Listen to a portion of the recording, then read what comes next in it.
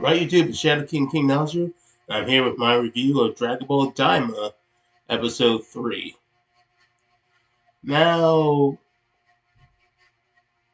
not all too much a lot happened, but uh, it's best I just explain what happened. So we continue off with uh, Goku, Supreme Kai, and Glorio taking them back to the Demon Realm, and they basically go by that fish, that giant fish that you see in episode one, that's supposed to allow for interdimensional travel. And it's Gorio basically says this is warp, and Goku pretty much just says, "Oh, he looks like a goldfish." You know, typical Goku behavior. Uh, he's unintentionally irreverent. He doesn't really understand the hierarchy of the higher powers. And Supreme Kai is just basically trying to say you can't talk so casually to Warp because there might be consequences. It's kind of like the same way that Supreme Kai and King Kai treated Beerus and Zeno when Goku was being so casual around them. And also, Warp didn't appreciate Goku comparing him to a goldfish. But yeah, it was a funny moment. It was nice to get some classic Goku. But yeah, Warp does allow them in, but he just needs to get like the typical bureaucracy of it all. Needs to get their identification number. Need to know where they're heading. We also I don't know if I covered this the first episode, but yes, apparently Warp is also capable of allowing people to travel between the different universes. Universes 1 through 12.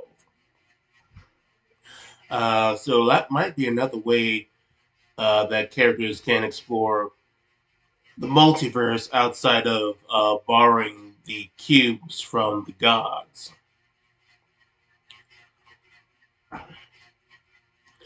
And Warp wants to inspect Goku because he's not sure if he's a demon or not. And Supreme Kai uses some of his magic to make it seem like Goku has demonic ears, and he allows him in. So that basically squashed that really dumb theory that was going on for about a week that that Saiyans were originally from the demon realm, just like the Namekians were, which is absolutely ridiculous.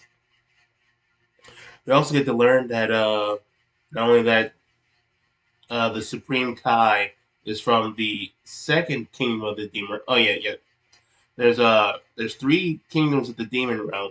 First kingdom, which is where Goma and his vassals are. Then there's the second kingdom, and that's apparently where the Supreme Kai is from, and he's barely apparently called a Glen. And then there's the third kingdom of the demon realm, and that's where Glorio apparently lives.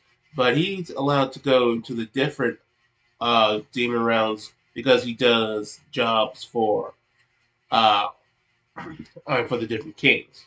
But he specifically brought them there to go to the third kingdom to speak to the king of that demon realm.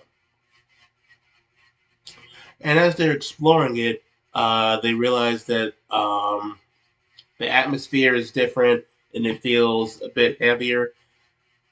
And Gloria basically said this is largely due to some volcanic activity, and this is going to make Goku struggle a little bit with moving his body around. But Goku has experience with gravity training and uh, training in places that feel So it's naturally going to not be much of a hindrance for very long. Then we get to see that a bunch of bandits were trying to attack Goku and everyone, but due to the nature of the demon realm, they travel a lot. The arrows travel a lot slower than they do on Earth, and since Goku doesn't have proper usage of his body yet, Glorio has to step in and use his blaster. Um, a lot of this reminds me of like Star Wars, specifically Episode Four, New Hope. Back when Star Wars was good and we didn't have all this Disney canon garbage. Yeah, if you look at this seems very reminiscent of Star Wars, and it does make sense because Akira Toriyama was a fan of Star Wars. Sorry, I'm not sure how he felt about the sequel trilogy in Disney canon, but what the important thing was that he was definitely influenced by Star Wars with his works, and if I recall correctly, he apparently did a Star Wars parody. He even uh, he even made a drawing of Anakin Skywalker, but I digress. And basically, after the whole bandit situation, Goku, Gloria, and Supreme Kai basically try to look for a hotel to stay in before they meet the king. But Goku's still hungry, and they decide to go to a bar. It's very reminiscent of Mos Eisley. They don't like they don't like seeing Goku there because they can tell that he doesn't have demonic gear, so he's clearly gotten here illegally, and this causes a fight. And if you saw the trailers, you saw that we see Goku fighting these thugs, while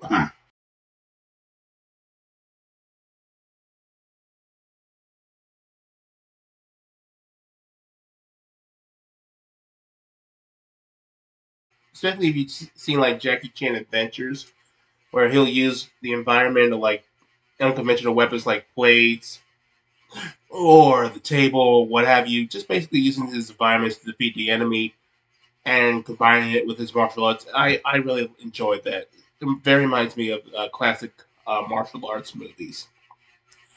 And we even got to see that Glorio knows a bit of martial arts himself.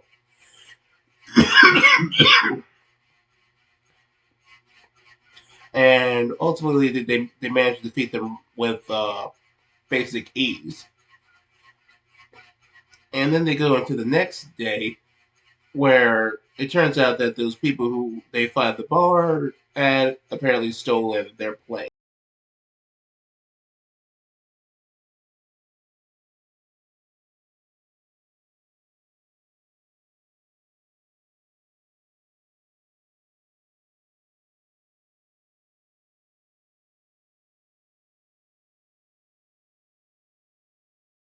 So we're just getting things set up for upcoming episodes. But what it is, it's still pretty good. We still got a little bit of got a little bit more lore done. Got to see Glorio be a cool character. I think he might become a fan favorite. Whether he's just gonna be like a side character or if he's gonna have a more prominent role in this story, well, time will tell. I've heard some people say they don't trust him, think he might become the villain in the end. I'm gonna hold my opinion on that matter until much later, until I see more of his character. Overall, I did enjoy this, and it was good to see some classic Dragon Ball stuff from OG Dragon Ball. Um, we still don't have Goku using Ki Blast or turning Super Saiyan, but that will come in the future. So just be patient. But all in all, I did enjoy this episode, though I do think it should have had some more stuff that I could talk about. But what did you guys think? Let me know in the comment section down below, and I'll catch you mortals later.